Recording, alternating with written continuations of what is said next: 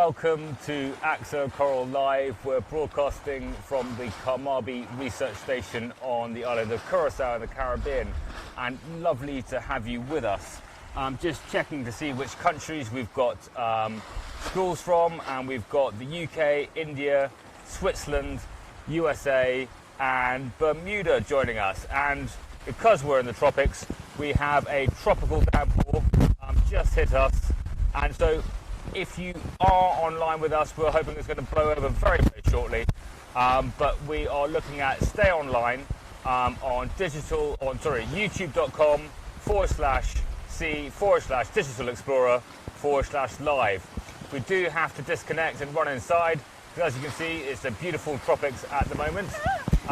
We will have to potentially unplug and see you soon. We're going to try and weather this one out. So I'm going to take my command from Ellie, who's in charge of all things technical. We're still live and still broadcasting. Hi. I can see the sun coming in about half a minute. So we're gonna sort of weather this one out. We've got some waterproofing for the equipment. No waterproofing for us. I'm terribly sorry. And this is to introduce Mischa. Thank you so much for being part of Coral Live today. This is an Ask Me Anything session, so we'll be taking questions coming in over the live chat. Now, just what we've had is that the rain seems to have not killed quite yet our equipment, but it has killed the Wi-Fi out here. Somehow the Wi-Fi is not carrying out through the rain. But Ellie is very going to kindly shout out questions, Mischa, for us to answer about working on the reef, what's happening here. And just briefly, whilst we're getting that up and running, what's your role on this wonderful setup? So we're here at the research station, and I am a researcher from the Netherlands, and I'm doing my PhD. Good. Oh, great. So I'm doing 4 years of research. So you're doing 4 years of research, get your PhD, yeah. And what is the topic of your research at the moment? Well, I work mostly on sponges. Sponges? Yeah. Okay. But we also look at them in the context of the reef. So we work on reef organisms and sponges. So I just got a bit of sun cream running into my eye. There we go. So, I mean, sponges are super important, but they're also one of the most colourful things you see on the reef. Yeah, that's true. You find them in all kinds of colours, from purples, reds, and greens, and all kinds of colours. And I mean, the first time I've sort of, a lot of people come across a sponge, I suppose, is in their bathtub or kitchen. Yeah. What's that all about? Yeah, so they are actual sponges. Oh, really? So you have, of course, now they're more synthetic, but they used to be, the real sponges, but they lose their color when they're dead. So it is basically the skeleton is what you're sort of having a shower with an animal skeleton. Yeah, and the dead tissue. Yeah, and it's the a dead bit tissue. Gross, actually. But mostly now there's synthetic alternatives. Yes, so they're now plastic. So we don't have to harvest sponges anymore for our shower. Okay, fantastic. And so what we're just seeing if we can. I think we've weathered that just about. Thank you very much, and fantastic to the weatherproofing there. Ellie, can you see at all? I know you're coping with rain and electronics in the tropics, so you haven't got anything really going on at the moment. But if you can get us a question from one of the classes. The first time I went scuba diving. So I'll just repeat the question, just so the audience. So the question is, when was the first time you went scuba diving? So I went scuba diving for the first time when I was 12 years old. Wow. So I was quite small still. The tanks were really big, really heavy. They're still a bit heavy sometimes. But I learned diving in Egypt. Oh, fantastic. And we've just got some of this coming through. I've got shout-outs going to Mr. Brennan and Mrs. Axenroffer's class, live from Lawrence Intermediate School, LIS. I do remember I've been to visit your school. It's awesome. in New Jersey. I think it's in New Jersey, correct me if I'm wrong. And hello to 5R at Coral Reef, which is an amazing primary school in the UK. And they've sent us popcorn, apparently. Okay. All the way here? Because that would be amazing. That would be completely... We'd love some popcorn here, and we hope it's on the way. Coming back to some of the questions, this is a question from Gabe. Why did you pick this career of being a coral scientist? Yeah, that's a very good question, I think. I don't think I really picked it. I just followed what I really like to do. So I like diving. I never wanted to work in diving really, but I just love doing experiments. Like the first time I did a small experiment and I could test something and I got data and I got results. I thought I just kind of fell in love. And also still, now I dive a lot for my work, and sometimes really beautiful things happen. Like then I feel really lucky to be able to combine that passion for science and the diving beautiful world. Fantastic. So what I think what's lovely is that you have obviously this passion for science and for doing experiments. Did that start at the same time as the diving, or did that come from somewhere else? No, I think that came later. Okay. Yeah, I think that started when I really started studying and doing like real experiments. What, is it university age? Yeah. Yeah. So in primary school and in high school, we did have some small experiments. But then it was often somebody that told you what to do, and I liked it more to make a own question and follow your question. I thought it was much more fun. Cool, brilliant. This question coming through here is a little bit about your sort of life underwater. If that's it, what's the scariest moment you've had underwater? Ooh. Well, one time I got bitten in my hand by a Murray eel.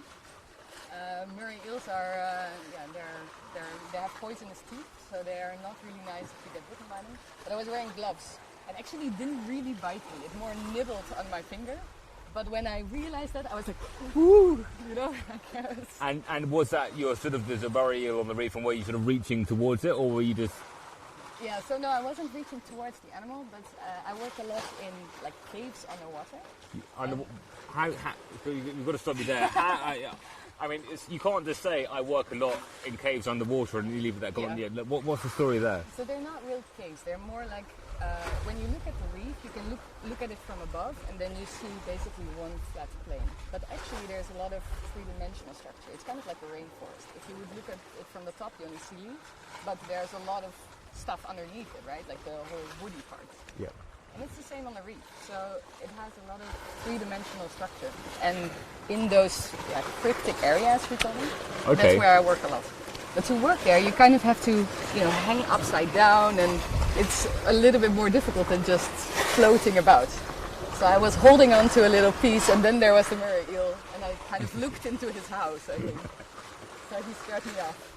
Wow. Yeah. And I mean that sounds pretty. I mean, people also think that sort of sharks are one of the sort of dangerous things on the reef. Has that been scary at all?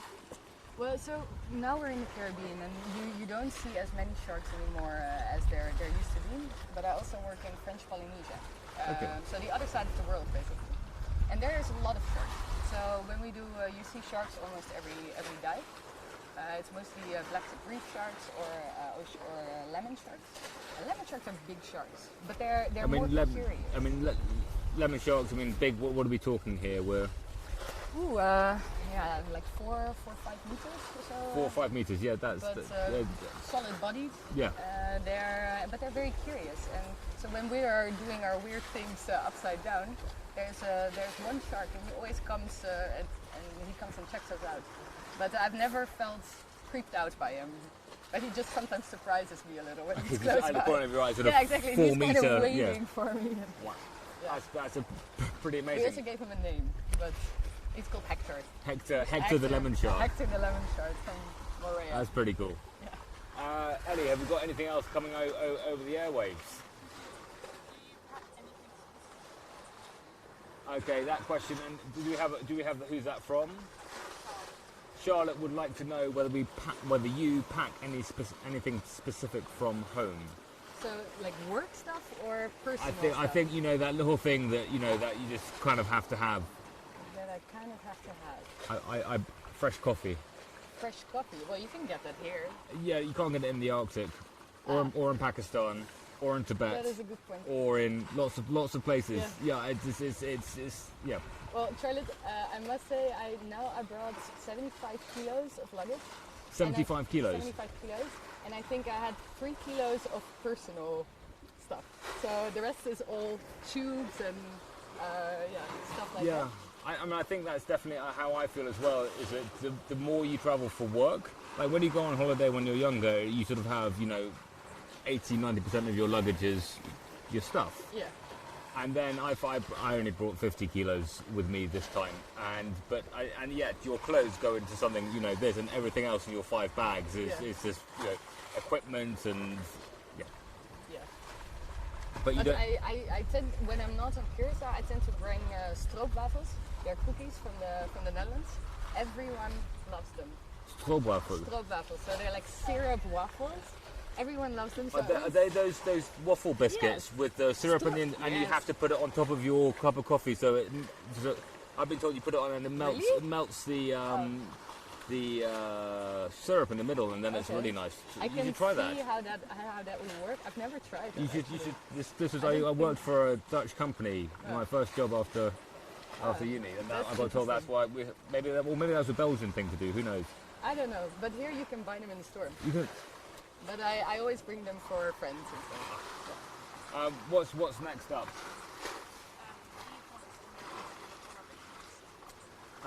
Thank you, Eve. Great question from Eve. I would like to know about rubbish in the sea. Have you seen more and more? Yeah, you do see rubbish. You see it a lot. It depends a little bit on the area where you are. So sometimes when the winds change, you can get currents that kind of blow in one direction, and then suddenly you're flooded in rubbish. I must say there's also a lot of initiatives to clean up. So there's a lot of volunteers that go on the reef and collect waste. So I think that's a really good thing. But yeah, it is definitely a problem, and it's not nice to see because it doesn't belong there. You see this very natural area, and then suddenly you see a shoe or plastics, and yeah, it's a bit sad. Great. I think we'll give you a few more questions here, but we'll also give you a look on the reef. We had a camera down on the pile just here. I think Ellie is going to sort of line up some of that footage just to give sort of the students at home, because you can see us, but it's we talk about the reef. It's quite nice to see some of the coral just below us here. Laurie would like to know what is the most surprising animal you have come across? Oh, this is a good question. I mean, you have a think. I mean, for me, and we'll have a look at one soon. I was amazed the first time I saw Christmas tree worms. Ah, yes, they are great. I thought they were so cool, all the different colours, like really bright colours, coming out of this massive boulder coral. Yeah. And it looked like a miniature forest. Yes, but they're not Christmas trees. They look like Christmas trees, about this big, but in fact the feeding antenna, almost, not quite, but feeding things for a worm. And then the cool thing I learned is that they could be bitten off and they'll regrow. Okay. Yeah, so if a fish comes in and just goes yump, then they'll regrow. And I think we can go. We're going down now to have a look at the brain coral just below us. So the kinds of things they can see. So of course we've got brain coral there. We've got I think an anemone, sort of like with the tentacles. Yep. And then I'm wondering, do we have some fish coming around. I don't know. You probably see some wrasse, a blue-headed wrasse, which is yellow. Yeah, yes. Surprising. Maybe Sergeant Major. Maybe I can't remember what else. What Ellie's looking at this. Anchovies. I'm trying to work out, but we're coming back. I think we'll go back because there's some other creatures down there which we spotted. So we'll come back to that in just a little bit. David would like to know what it is about liverboards, and maybe explain to. I'll come to the question about liverboards, but to come to what a liverboard is and why you might use one for science. Okay, yeah. So a liverboard is basically a ship where you live aboard, right? Yes. So, but it's used for both like when you're on holidays, but also for scientific reasons. Okay, and what kind of shampoo do you use when On you? a liverboard? Yes. I must admit I've never been on one. Okay. But I know they use like the natural homemade kind of stuff because you don't want it to end up in the ocean. But some larger ships they don't they actually have a septic tank.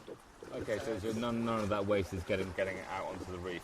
I think we're about to go back down to the reef and we're going to see if our classes can spot a little creature down there. So they might be able to see one going across. It's got 8 legs and just going across the face of the brain coral now. And we've got a little tiny octopus down. Tiny octopus? The tiny octopus living No. down here. Yeah. Really? Yeah, going across the brain coral. I and then love and then hiding behind the anemone. And we were asked earlier what species it might be. I've got no idea, but can you name that octopus if we show you the video later?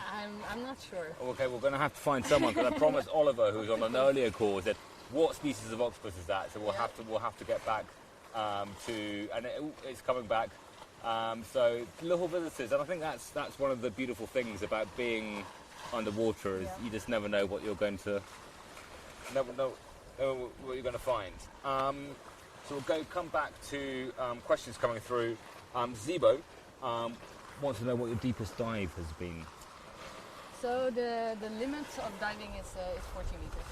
So for research, actually we do most of it a bit shallower because the deeper you go, the shorter you can stay.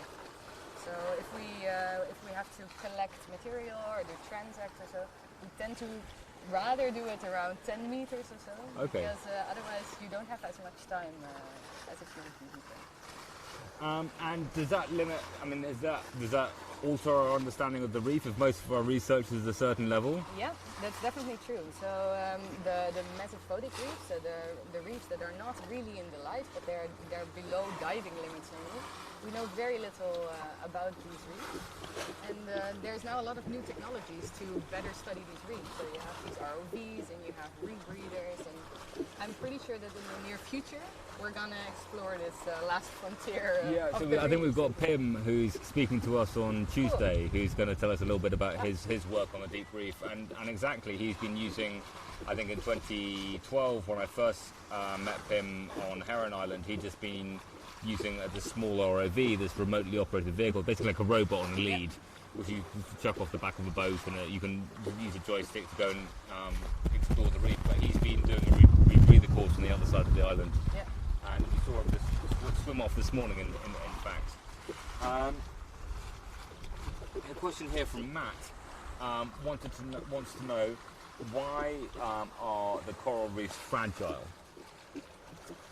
Ooh, that's a good question. Are they fragile? And if so, why? Yeah, so I actually think they're not as fragile as you might think. They can bounce back pretty impressively after disturbances. I think and disturbances are sort of mass bleaching event, or it's a storm, or a hurricane, and these events have been occurring naturally, and coral reefs have been around for a very long time already.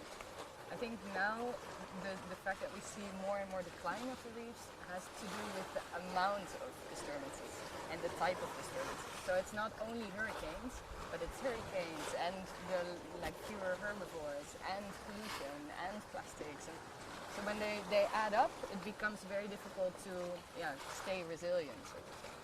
So we've got, so it's not the problems in and of themselves. It's probably like a wildfire on land. It's just when it's just one after another. So coral reefs are pretty resilient, but they're just facing one of the worst times in their history, probably, of having multiple events happening so frequently. Would that be fair to say? Yeah, well, yeah, it's of course you cannot look. But all the way back. You cannot look all the way back, but yeah, we have seen, for example, in Streekstra, we have seen pretty strong declines of the last 40 years. So since we have good records, so yeah, it seems like they are now becoming less resilient, but they also have to face a lot more different things. And there's a strange question coming through here from Tom. What do you think it feels like to be a fish? I would love that. Yeah, you could. Yes, because when I'm underwater, I'm really slow and I'm handy. You know, I'm too bulky to be efficient in the water. But fish, they're amazing. I would love to be a tuna or so then. Okay. You know, like just torpedo over there. Because people know tuna from sandwiches. Sure, So to tell us, yeah, because it's a very different experience. Yes, that's true. So Google a picture of a tuna. They're beautiful fish. They're formed like a torpedo almost. They have this really like aerodynamic shape, and they also have different type of muscles that makes them do bursts much better than most other fish. Okay. So I think they're beautiful. They're beautiful fish. And you've seen many of them. Here, not so much, but they're what they call pelagic fish. So Okay. they are in the open ocean more than on the reef. But it would also be fun to be a boxfish. A boxfish? Yes. Okay. Tell us more. Well, boxfish are also cool because they're kind of like a box. So they're the opposite of the tuna. They're not aerodynamic at all. And they have these super tiny fins. And sometimes they cannot even really swim very well. So they kind of lift and then they fall down again. And then they lift and fall down. I think they look really funny. It must be strange. You just like to be sort of like a swimming box. Yeah, I think. And they look very Okay, cute. okay. Aaron would like to know, if you didn't do your job, what job would you do? Ooh. Yeah, that's a good question. I don't know what job I would do if I didn't. Maybe I would do your job. Yeah? Yeah, I think it would be really fun. Okay, I think I'd quite like to be a scientist. So we're Okay, gonna, good. I mean, I found science very difficult at school because I found that on the biology side, it was all about naming and labeling stuff, and then I ended up studying history. Okay.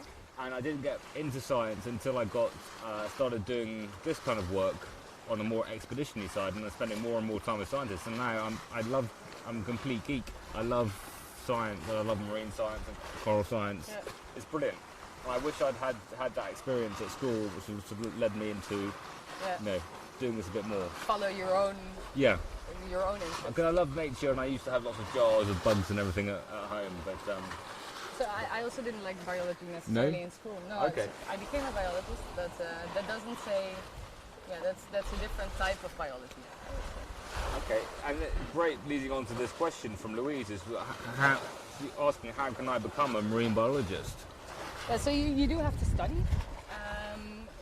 And it helps if you find a system that you find interesting. So if you want to work on coral reefs, Yep. it's good to go and explore them, go and snorkel, go and see them. If you like, cold water systems, go there, have a look. But are there skills that we've got schools all around the world watching? Are there, not all of them near a coral reef? Are there things that you can do in any environment that help you to develop as a scientist? Yeah, that's a good point, of course. I love YouTube nowadays for these kind of things. So you can find a lot of information and good documentaries on YouTube already. David Attenborough, of course, is also an inspiration for many, I think. So yeah, you can do that. Brilliant. I mean, for me, one of the things that I found is just being in nature and trying to work out why does that tree grow there and not there? Why does that plant do this and why does that animal come back? So I think, just any environment you're in, observing nature probably gets you on a good way to being a biologist. And ask why. And ask why. Yeah. And then you probably learn, as you said, later more and more you learn how to answer your own questions, and that's what's really inspired you to carry on? Yeah. That's. I think when you carry the responsibility, so to say, you are much more engaged. You want to find stuff. I was laughing because we've gone from career in marine biology to Camille asking, can you go surfing in Curacao? You can. Yeah? Yeah, so you mean wave surfing, Yeah. I assume? So there's one beach. One beach? Yes, there's one beach where you can go wave surfing. I cannot surf, but maybe you could. Okay, it's on the other side of the It's on the other side of the island. You can also wakeboard and you can kite surf. That's, Okay. With these winds, it goes really well. Yeah. So yes, with the storms and the winds, you can probably tell from the beginning of this, asking anything, that pretty fresh winds coming through to help kite surfing and everything else. Emma would like to know what should we be doing to help the coral reefs, but she's in the UK, so if you're far away from the tropical coral reef, because we do have coral reefs in the UK, we have deep water, cold water corals, Lophelia, up in the Hebrides. But for the tropical coral, I think probably what she means. What can she and her friends do? Yeah, so I think what is really helpful is to try and minimize your own impact. So we talked before about these different stressors. So for example, the plastics, but also climate change and temperature is a big problem. And there you can really do things. So you can use less plastics that you cannot recycle. You can, turn down the thermostat in your house a little bit. Don't fly around the world like I do. We'll come to. Let's talk about that now. There's a couple of other points, but there is that strange thing. Was like I've flown from UK to Curacao. You fly around the world to do your science. Yeah. Do you sometimes feel that's a bit, I can fly but you can't? Is that a bit? Yeah, I think it's really a difficult issue. I try to, for example, I don't eat meat anymore. And, okay. I try to balance it in other ways, but it is a problem. And I was on this conference which was called Oceans in a High CO2 World. Yep. It was about ocean acidification, and they hosted it in Hobart, Tasmania. Wow. So everyone on that conference had to fly in from the States, and it's so many people that work on a CO2 problem that have to fly there. And it is very difficult because you do want people to meet, and the conferences are useful, and it starts that international collaboration, which is so important to science. Exactly. And I suppose you have to meet somewhere. Yeah. So you have to pick a location. So I think maybe being mindful. So you said, okay, so I know that my life, I want to further science in this area. I think that's a positive contribution. To try and offset that, I have a vegetable-based diet. When I'm at home, I cycle rather than do this. You're sort of mindful of it and picking those things that you can actually work on. Yeah, but it's difficult for sure. It's difficult. So I think, to answer Emma's question, look at three bits. One of which is what you eat, and there's a report I think last year or earlier this year which basically saying a vegetable-based diet is one of the biggest things you can do to lessen your impact on the planet. Think about how you travel most of the time, and if you do need air travel, is it really necessary? And thirdly, think about, as you were saying, how you live. Your thermostat at home. Do you put on a jumper when it's cold, or do you turn the heating up? Brilliant. We have Katie asking, why did you choose to do your broadcast from Curacao? And so I take that one. That's a great question, Casey. What we wanted is a location where we're next to live coral, and I can sort of basically see a brain coral there, and we showed you sort of what it looks like.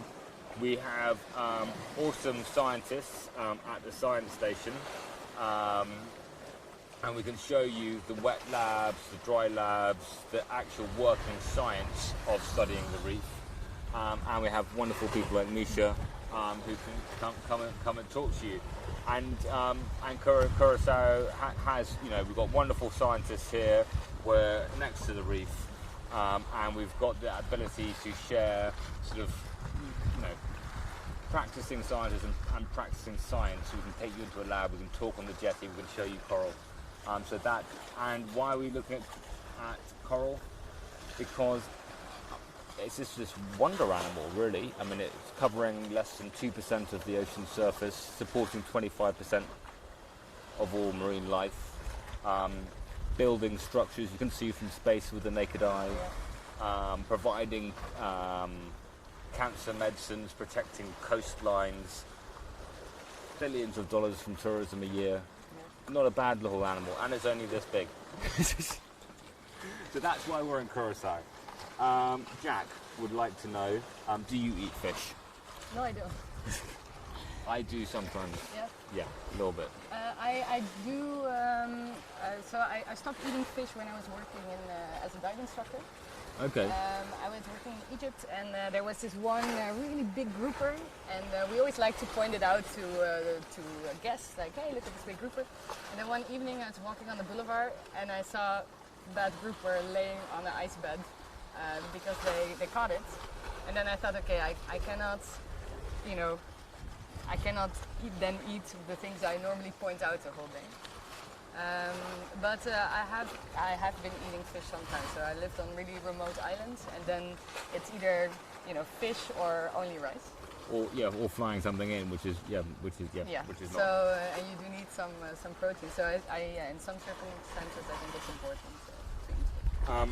Aman would like to know: is it always nice weather here? Yeah. So the last 3 weeks, so we're now in the rainy season. So there was a lot of rain. There were, it's normally it is quite nice weather, or at least if you like sunny 30 degrees. Yeah. But there was so much rain that it couldn't flow. Like, it was piling up on the streets. The cars were kind of almost floating. Wow. It was really, it was quite intense. And I suppose the climate here. I mean, I find the mosquitoes here are pretty. But it's also the time of the year. Yeah, I've got a sort of thing. I've got sort of you're just walking with I look like I've had measles. Yes. Yeah, there's a lot of mosquitoes. You don't see them on the nice beach pictures. No. Joe would like to know about how technology helps with research. Technology is fabulous, I think. So we cannot, or I could not do my work without technology. We need, of course, laptops. We need ways to process our data. We need cameras to film whatever we're doing. I think it's very important. And then you have all the I don't know how do you call that, machines that do the measurement. So in that part, it's super important. And like we talked about the ROVs and so. Yeah, and it's becoming increasingly important. So I worked with the XL Catlin TV survey, the team who did the sort of photographic baseline with the underwater cameras. Yeah. And that, I think they did, it was 20 times or 12 times, some amazing factor of we can survey this much reef, we can do 12 kilometres instead of 1 kilometre in the same amount of time. So it's quite amazing how technology is allowing us to research far faster and then with greater accuracy. Yeah, for example, the satellites and so as well. It's that there are dimensions we couldn't have dreamt of 20, 30 years back. Amazing. So here we go. Max would like to know how does carbon dioxide affect coral reefs? Yeah, so that's an interesting question. So I mentioned before the ocean acidification issue. We have an example. Yep, sorry. So carbon dioxide is always in the air, and it's in equilibrium with the ocean. And actually the ocean is one of the biggest sinks of carbon dioxide. Try and get a little bit of chalk out of here, which isn't going to be possible. I'm going to have to put a little bit more chalk in. Carry on, I'll just get this fizzing away. So as we get more CO2 in the ocean, or in the air, we also get more CO2 being dissolved into the ocean, and there it changes the way the carbon chemistry changes. And we get some more acidic water. And first we thought, the ocean is so big that cannot have a real influence. But now locally we're already measuring really lower pHs, so to say, than before. And a lower pH or acid, like we see here, it can dissolve limestone or carbonate, which is a skeleton. So this is chalk, and that's the same mineral that the coral's made out of. And so what the coral does is it takes calcium carbonate from the water and uses it to make its structure. If the water were to come more, then it probably won't get to the sort of vinegar stage of life. And you can smell it. When you can smell it. But by that stage, is actually the reaction is reversed, and the coral is giving calcium carbonate back to the water there. But there's something that students may have also heard about is bleaching. Yeah. So what's going on there? So the bleaching, it has a very good name because it... Ellie, can we get back to a picture of the coral down there so we can see a healthy coral? That would be awesome while we're talking through this. Yeah, so a healthy coral normally has a color, so it's normally kind of brownish. And it has this color because it is in, they call it symbiosis, so they work together basically with a small dinoflagellum. Okay, so that basically, I mean, for a primary school audience, sort of algae, sort of plant-like. Algae kind of thing, and this plant is very important for the coral because he can produce extra energy for the coral. But if the algae doesn't like it anymore in the coral, they can leave. And when they do that, the coral turns white because then you will see the skeleton only. And so what we've got showing at the moment is we're back on the brain corals just below us here, and you can see that sort of that plant-like colour. And so most corals you'll see on the reef have a sort of browny, reddy, greeny, yellowy, the same kind of colours you might see in a forest. That sort of plant-like colour, and that's this algal, plant-like material, and it's giving between sort of 70 to 90% of the energy to the coral polyp. And then if we get the warming, so if we come back to where we are now, so that colour is just sitting on top of the skeleton. So the colour's on top of here, and in fact the animals sort of see through. But as you were saying, if it gets warmer, then the algae or plant-like material leaves, and all you can see is the white. So that's the bleaching. So what happens then if the algae leaves, or the zooxanthellae leaves? What happens to the coral animal? Yeah, so they will struggle because they miss suddenly, for some forms, 70% of their food. So they will have to work really hard to get the rest of the food in. Yeah. Most of them don't succeed. And if they don't, they will just kind of starve to death. So that's kind of sad. Yes. But they can come back. So sometimes when you see the skeleton and the zooks are, they are still around, they can come back to the coral. So it's not directly lost, but we want to keep the conditions as good as possible so they don't leave in the first place. Great.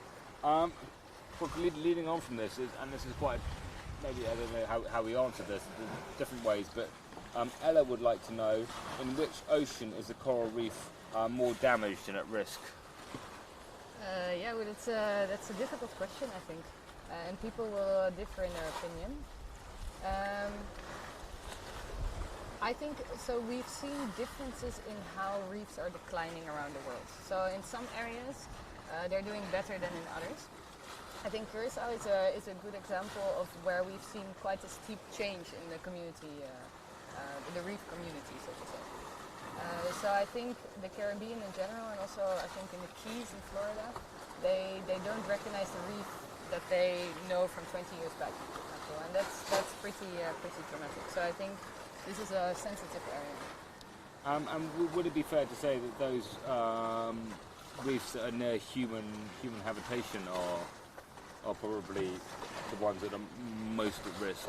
Yeah, so I think they tend to do worse, especially when there's a lot of pollution, or when you're on small islands where where the sewage, for example, comes into the ocean. On the other hand, we don't study the ones that are not near human populations as well as we do the other ones. So that's very true. But I do think they struggle the most. We've got time for just a couple more questions, and this is from Sarah. They're getting harder at the end, these questions. Yeah. But this is, are the coral reefs more important than the rainforests? Oh, that's indeed a hard question. I think if you are a fish, yes. then the coral reefs are more important. But if you're a tiny lizard somewhere an in the orangutan. rainforest or an orangutan, of course the rainforest is more important. And to answer this question as a human is kind of difficult because we put a value to these systems. We can put a value. I mean, the work's being done, and looking at what we call something called ecosystem goods and services, and but that's, as you're saying, looking at it from a very human point of view, saying, well, the coral reef, if we had to replace what the coral reef does by human means, so the food and the coastal protection and the coastal protection and the tourism and the potential for new medicines and drugs and that kind of stuff, I think coral reefs are evaluated as the most valuable ecosystem in the world. But that's not. But that doesn't mean we can only look after coral reefs and that we can just cut down the rainforest. No, for sure not. I think they're very important as well. So what we're saying here is let's look after nature in all its forms, and it's a false choice. Yes, and they're both super valuable, and we cannot replace them. We can't. Like, no technology is in place we don't even understand really how it works yet. So no way we can replace it. Okay, so looking after that. So I think we've got time for one more question. And I think really it's just maybe this is a last message coming through, which is if you could share one thing about the coral reef with the classes who are watching, what would that be? I've been diving for 15, 16 years, and still every time I go down I see something new. So it is so incredibly diverse. It is so full of different animals and different plants and different colors that I think it's I'm very grateful to be able to see it, and I think it's very good to keep protecting it. So there we go, Mischa. Thank you so much for being part of Axel Coral Live. It's been amazing having you as this Ask Me Anything. We've had a really great range of questions, so thank you very much to all those classes and students who sent those through for us. But until our next session, which is a live investigation looking at ocean acidification in 45 minutes time, it's goodbye from Kamabi Research Station on Curacao. Goodbye. Bye.